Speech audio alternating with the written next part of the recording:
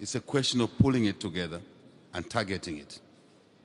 Let me also indicate here one of the lessons of our debt restructuring that is applicable to poverty reduction, to climate change, is the issue around speed at which we do things.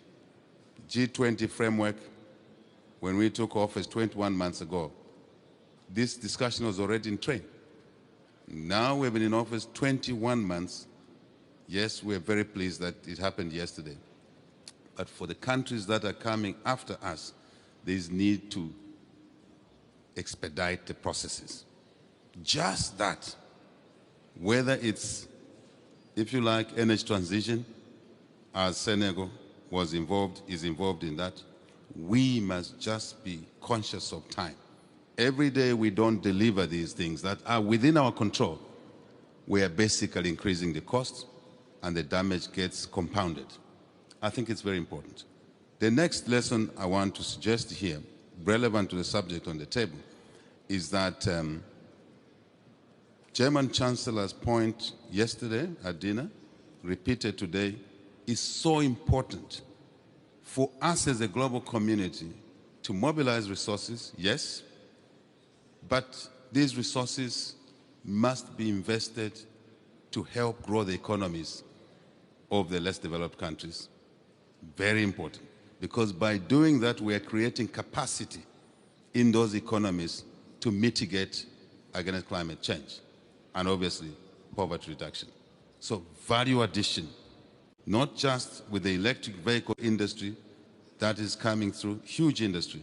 It is important, President Macron, that we look at deliberately investing in extraction, critical minerals, for example, in value adding these minerals in country.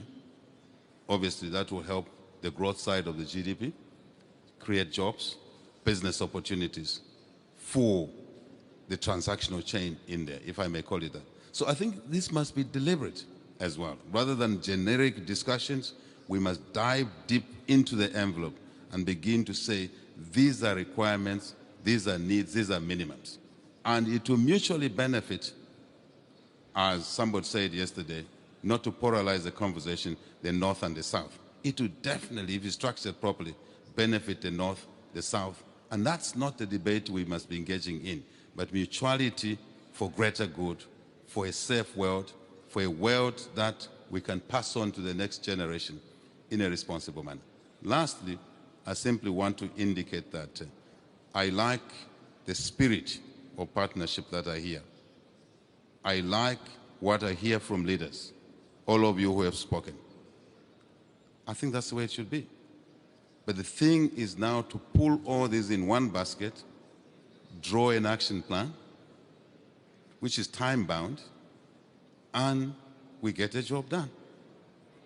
If the political leadership is there, business leadership is there, decisions are clear, we now need to get our technical people not to sit on the work that needs to be done.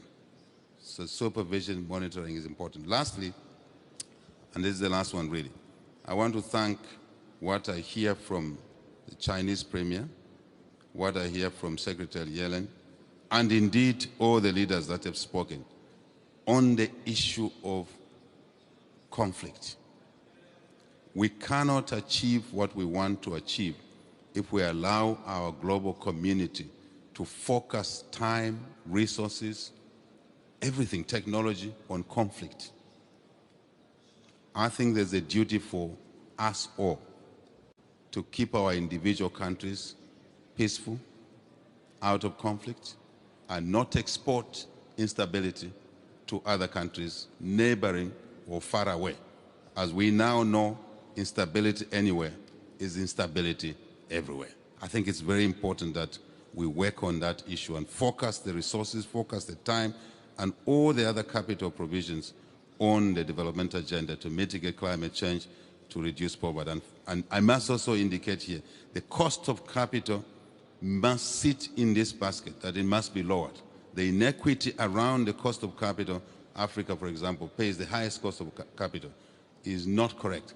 It doesn't help anybody at all. It just worsens the situation. We must address this situation. Thank you very much. Thank you. Thank you.